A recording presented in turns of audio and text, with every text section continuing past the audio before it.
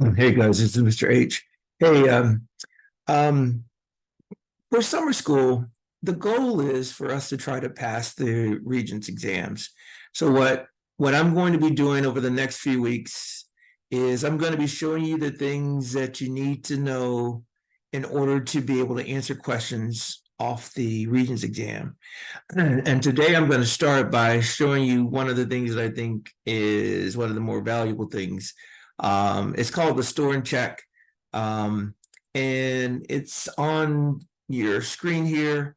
Basically, what I'm going to do is I'm going to show you using the calculator how you can use the store key to check certain types of multiple choice questions. Now, this is going to be extremely valuable on the Algebra 1 and Algebra 2 Regents exams.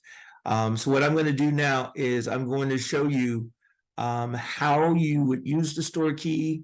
There's a bunch of different ways that you can use it, but I'm going to show you some of the basic ways. And then tomorrow I'm going to show you graphing. And then the third day, I'm going to show you how to use your spreadsheet to answer certain questions.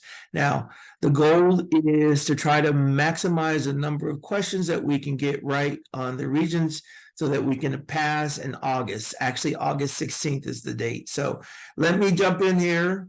On my screen, what you see is I have, maybe I should have done this sideways so I could get, what you can see here is question. This is the kind of question that you should always use store and check on. Whenever you have a multiple choice question, it gives you an expression. And remember, an expression is just variables and numbers combined together. There's never an equal sign. There's never an inequality. So that's an expression.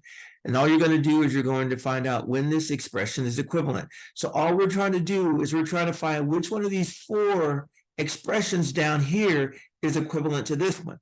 And the best way to do this is just put in a number for X and calculate what that is, and then put the same number for X for these answer choices and see which ones match. So I'm going to actually go through and do a few of these. I'm not going to do the entire document, but I wanted to show you basically how you do this. So what I'm going to do now is I'm going to go grab my calculator and I'm going to answer this question. So the very first thing we're going to do is we're going to go to the calculate screen.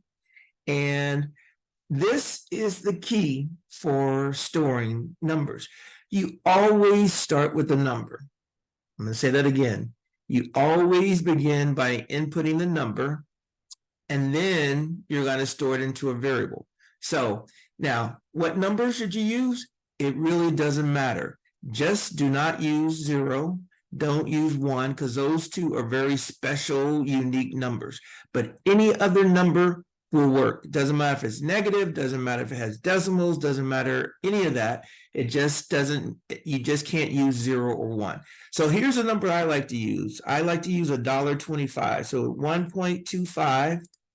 And again, you always start with a number, and then you're going to store this into the X variable. Boom, done. Now, once you stored this, you're just going to key in the original expression. So it's going to be 18 x squared minus 50. Now, once you've got that, you press enter. Boom. It says it's going to be a $21 and about 87.5 cents, a negative $21.87.5 cents. It doesn't really matter what this number is over here, but whatever this number is, when you input it into the answer choices, it has to match exactly. So let's try the first one. It says 2 parentheses 3x plus 5.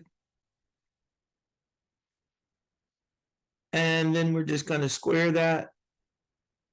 And then you press enter.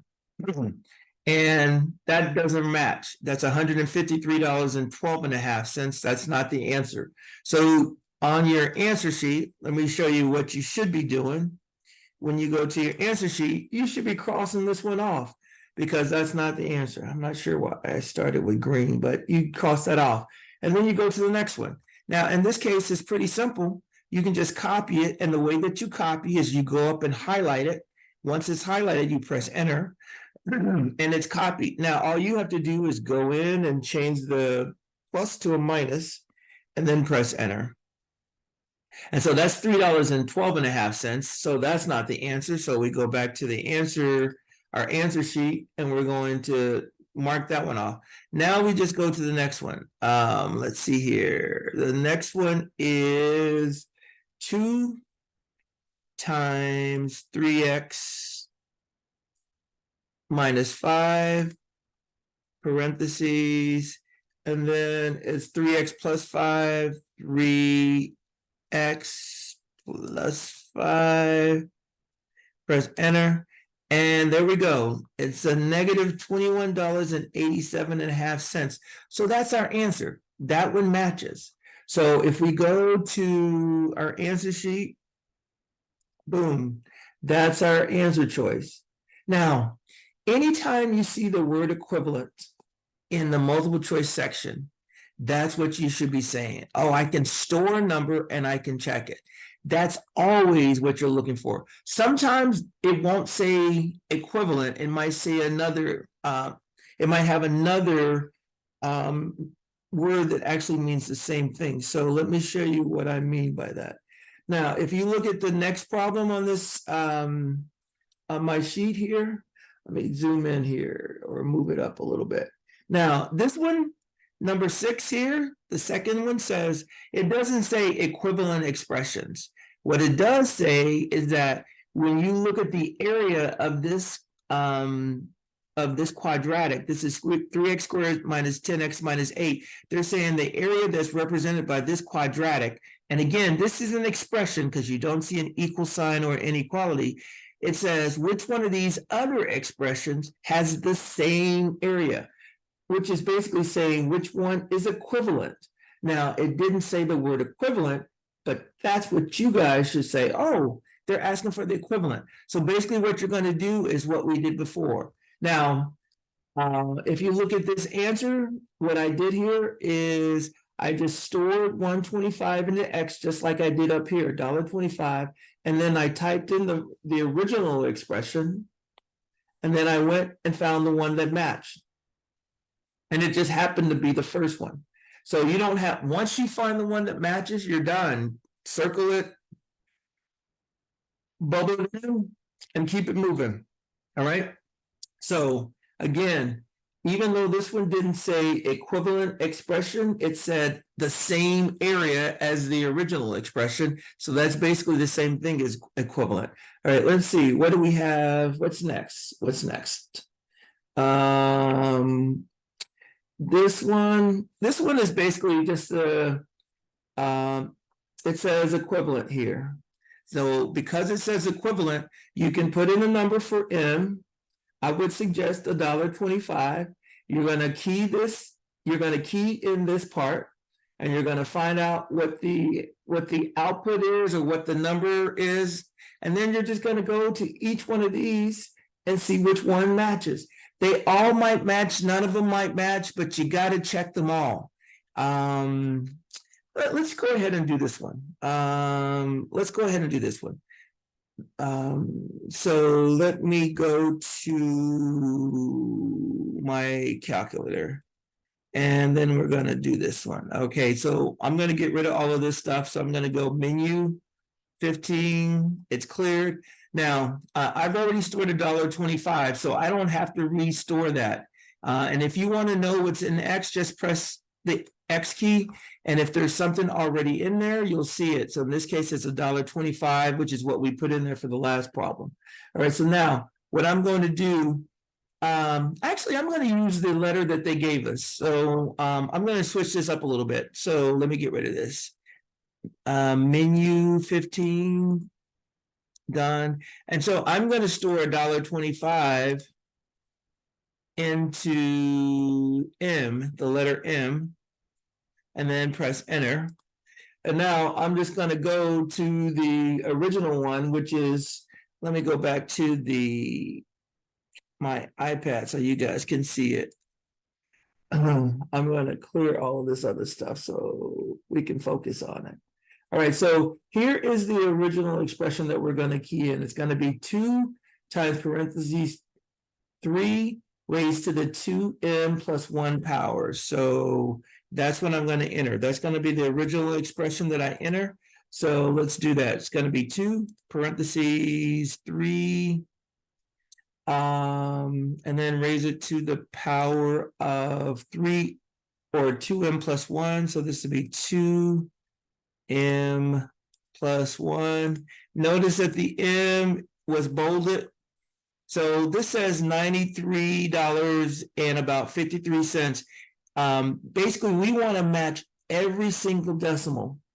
If we're looking for something that's equivalent, it has to match exactly. Sometimes the question will say approximately equivalent. If it says that, then you have to find the one that's closest. But in this case, when it says equivalent, then you need to find the one that matches exactly. So let's type in the first one. So this is going to be 6 parentheses 3 raised to the 2m power. So I raise this to the 2m power, press enter. Now that one matches, so that means that number 1 is a match. That means, and I checked it, but I need to check these other 2 as well. I got to check each one of these. Okay, so now let's do the second one. So it's going to be 6 parentheses 6 raised to the 2m power. Whoops, thought I was doing something. This is 6 raised to the 6 raised to the 2m power 2m, and then press enter. That's $529. So that is not a match. So I would go back to and I would cross this one off. And anything that has 2, I know is not the answer. So these 2. So I got to just check the third one. So now all I got to do is do 6 parentheses 9, and then I raise it to the m power. So I just put an m there, and then I press enter. And notice this one also is an exact match. So I can go and I can look and my answer sheet, where are you? My iPad. And then I would check this one. So 1 and 2. So the answer for this one is number 3. So now store and check is very valuable. It's very valuable on the Regents exam. And when you guys take it on August 16th, you're going to see, hopefully you see a bunch of equivalent ones, because the more you see, the more you should get right. All right, so now that's case number 1. So whenever you see the word equivalent, or you see a word that means equivalent, like same, or you can use this. Now, the second case is when you're given an equation or an inequality, you can take the answers and store them and see which one gives you a true statement. Now, let me show you exactly what I mean by that. Okay, so if you look at this question number 5, let me click on it so everything else is out of the way. If you look at this, it says which value of x makes this equation true. Now, keyword here, this is an equation. It has an equal sign. So now we're not going to just choose any number for this equation. We're going to choose one of the numbers that they've given us. So they've given us 4 numbers, 8, 6, 0, 4. We're trying to find which one of these numbers, when we plug it in for x, is going to make this a true statement. So basically what we're doing is we're just going backwards and we're solving using the answers. But we can use the store key again. So what I'm going to do is I'm going to start by using the first answer. Now let me get rid of all of this stuff. So I'm going to go menu 14. And menu 14 just gets rid of all of the variables. And then menu 15 just clears the screen. So now what I'm going to do is I'm going to take the very first answer and I'm going to store that into X. Boom, done. And then I'm going to type in the equation. So, and I'm going to make the equation look like it does on the answer sheet. So there's going to be X minus 3 over 4, and then it's going to be plus 2 over 3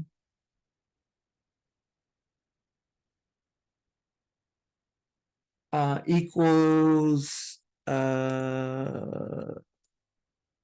17 over 12. Oops. 17 over 12. And then if this is the right answer, I should get a true statement. If it's not, then that means that's not the answer. I got a false. So all I would do is go here and I would cross this one off. That's not the answer. And next, I'm going to try the next answer. The next answer is 6. So I'm going to do 6 and I'm going to store that into X. Done. Now, once I've done that, I can use the same equation. So I can just go copy it. So now that I've copied it, I press enter. And now what it's going to do is, since I put in the new number for X, it's going to plug that in for X, and it's going to see if it's a true statement or not. Now this one, I've got true for. So now as soon as I get true, then I know that that's the answer. So I go to my answer sheet and I say this one is the answer, and I'm done. So if you're given an equation and you're trying to check it, just use that. You can store that number. Let's see what else we got. Boom, boom, boom. All right. This one is the same thing. They're saying which one of these numbers is not a solution. So basically what you're going to do is you're going to take each one of these answer choices, store them into X. You're going to type in this inequality, and then you're going to see which one is not true. So you're looking for the one that is a false in this case, not a true. And that's why I have the words not circled. Whenever you see the word not, you should circle it, because you want the one that's not true in this case. And in this case, it would be the very first one, but you should try that anyway. Now, even if the answer choices have square roots in them, you can use this. So here's what I'm going to do. I'm going to go ahead and I'm going to try this. I'm going to show you this one as well.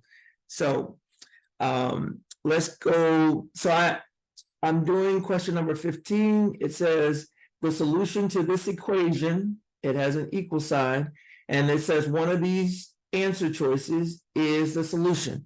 So here's what we're going to do. Let's just delete this menu or clear the screen. And then let's start with the very first answer choice, a -4. Now this plus or minus, you can't put that in. You're going to have to do one at a time. So what I'm going to do is I'm going to start with a -4, and then I'm going to do plus, and then I'm just going to do the square root of 5. And then I'm going to make sure, by the way, you saw I got outside of the square root symbol. And then you do the control store. Whoops. Control delete. So hold on. Let me back up. Okay, so now what I'm going to do, let's get rid of that. We're going to do control store, and we're going to store that into the X variable. And you see that this is an irrational number, and the way we know it's irrational is that it doesn't have any repeating decimals, and the decimals go on forever. So now what I'm going to do is I'm going to just key in the original equation. So it's going to be x plus 4 squared minus 2 equals 7. Now, if this is the solution, I should get a true statement, and I get a false.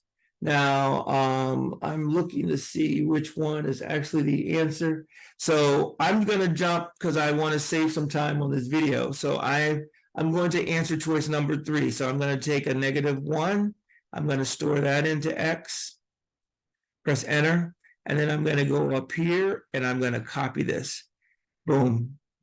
Press enter, and I get a true statement. So that means that the -1 is actually a solution.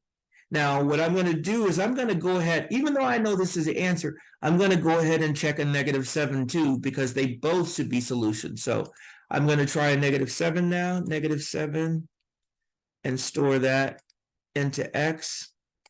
Press enter. Now, if I go up and I copy this, I get a true statement. So, and that's what I expected. So now that I've checked both of them, I know that this is the solution. So I can circle that. All right. So again, if you're given an equation, or even if you're given an inequality, you can substitute the answer choices into X and check it to see if it gives a true or false statement. When you store that number, if you get a true statement, that means that is actually a solution. Okay, now I got one more thing I want to show you guys, and then I'm going to shut this down. All right.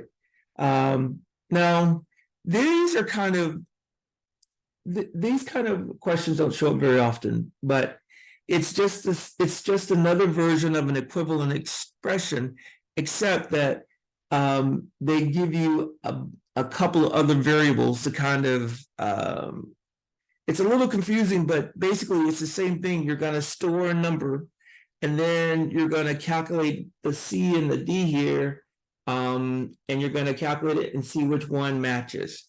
So I'm actually going to create a third video or a second video for this one. I want to make sure that everyone is good, but I think we're at a point where we can stop this. So, all right, now what I want you guys to do is you're going to look at the June Regents, and I want you to go through and look for all of the opportunities in the multiple choice section that you can use to store and check.